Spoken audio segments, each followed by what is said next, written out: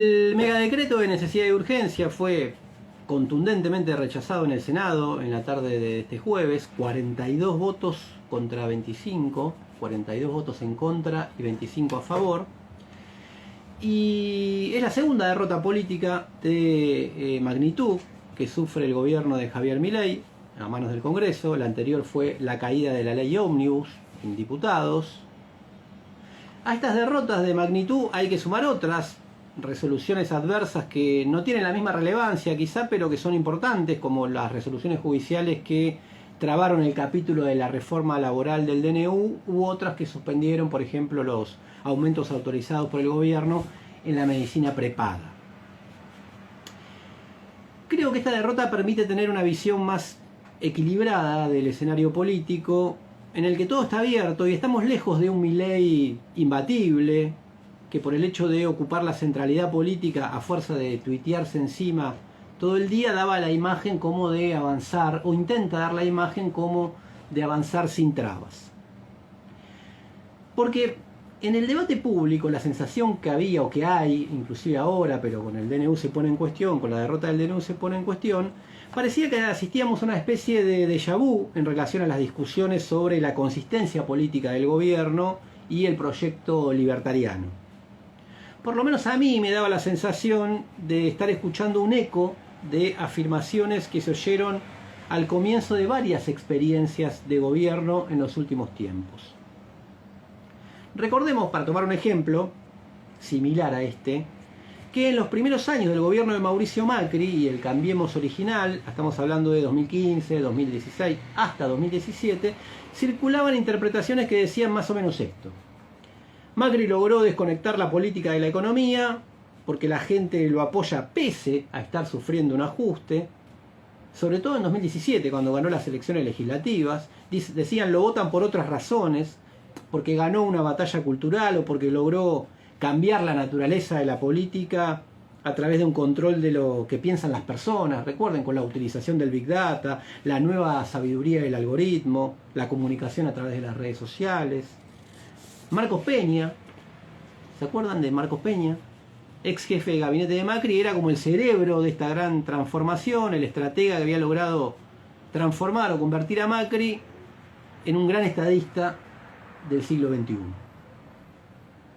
Si uno observaba bien las razones de fondo por las cuales Macri había logrado revalidar y ganar las elecciones de medio término en 2017, encontraba que la economía había sido muy importante, que había tenido una política que algunos calificaron como de populismo financiero, había inyectado dinero en la economía.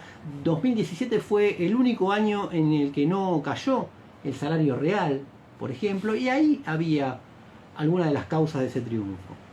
Pero bueno, algunos preferían pensar que Macri había impuesto una nueva hegemonía de tipo ideológico o cultural, si se quiere, en el sentido más amplio, que iba más allá de la economía. Ya sabemos cómo terminó toda esta historia. Jornadas de diciembre de 2017 contra la reforma previsional, que demostró la imposibilidad de aplicar todo el plan contrarreformista de Macri.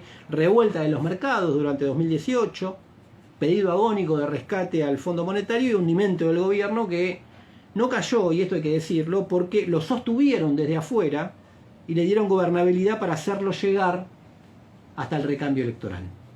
Pero al principio se decía eso. Frente al gobierno de Milei se escuchan interpretaciones parecidas. Ya no se dice que la economía no importa, sino que pese al ajuste se lo banca y se lo seguirá bancando por largo tiempo. Porque además también es como que ganó una batalla comunicacional y tiene un manejo aceitado de las redes, en este caso para sus guerras de guerrillas digitales en la que va volteando supuestamente enemigos imaginarios como se le canta. El Marcos Peña, le pongo comillas, de este proyecto político es Santiago Caputo. O, si se quiere, el rol que concentraba Marcos Peña en ese momento hoy se divide en dos personas. El Caputo chico, este Santiago Caputo, que maneja la red del presidente o la estrategia comunicacional de las redes, y Karina Milei, que sería como el gran cerebro, el monje negro, detrás de las jugadas del presidente. A ver, tanto en aquel momento como ahora, estas miradas contenían y contienen núcleos de verdad.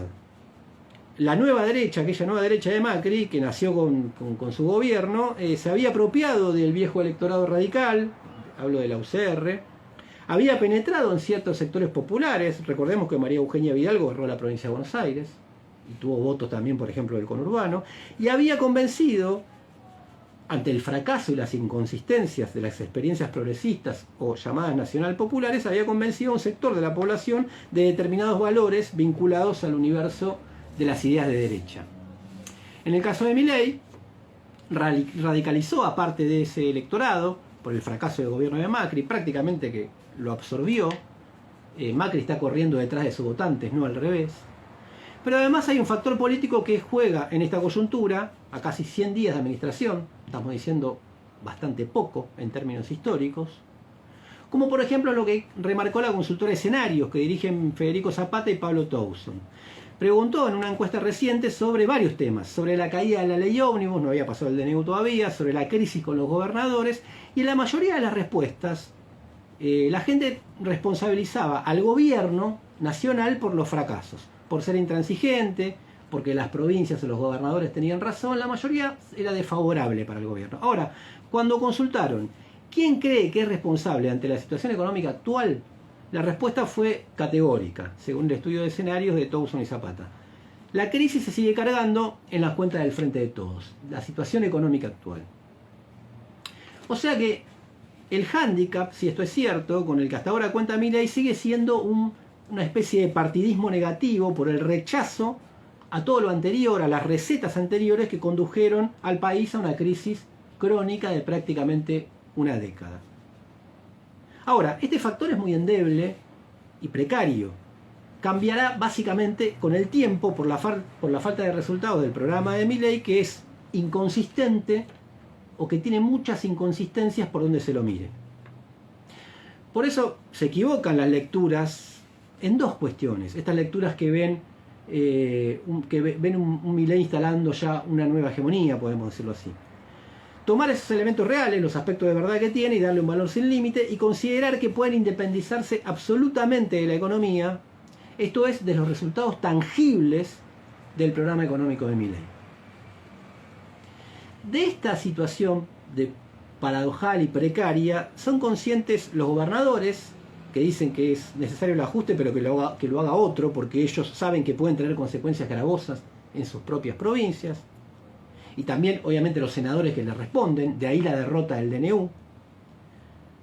Son conscientes que es un gobierno débil, cuyas bases de sustentación son precarias y cuyo programa económico es insostenible en el tiempo. A ver, si fuera un gobierno fuerte, incluso como Macri cuando empezó, se subordinarían todos y todas sin problema, como lo hicieron muchas veces.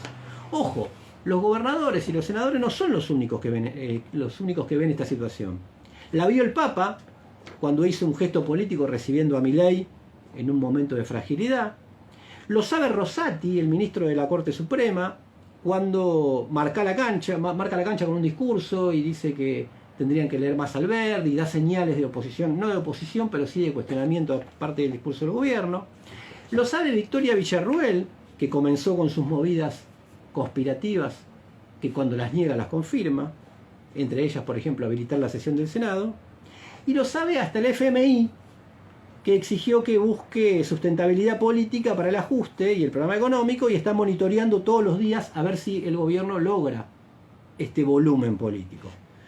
Que la Cámara más aristocrática, el Senado, vote en contra del gobierno de esta manera no estaría siendo justamente una señal en este sentido. A su manera también lo sabe la CGT. Por eso dosifica el enfrentamiento, porque una medida, o porque sabe que una medida contundente pondría muy en crisis al gobierno. Lo que está planteado es que esta realidad en la que se ve la fragilidad del gobierno, se haga consciente en las grandes mayorías que pueden imponer un plan de lucha o que pueden salir a la calle, que pueda torcer definitivamente la balanza e imponer que se rechace el DNU también en diputados, lo que implicaría que caiga prácticamente, que en los hechos caiga el decreto, y se pueda terminar con la pesadilla de este ajuste salvaje. No te gane la indiferencia. Toma partido en el Círculo Rojo con Fernando Rosso.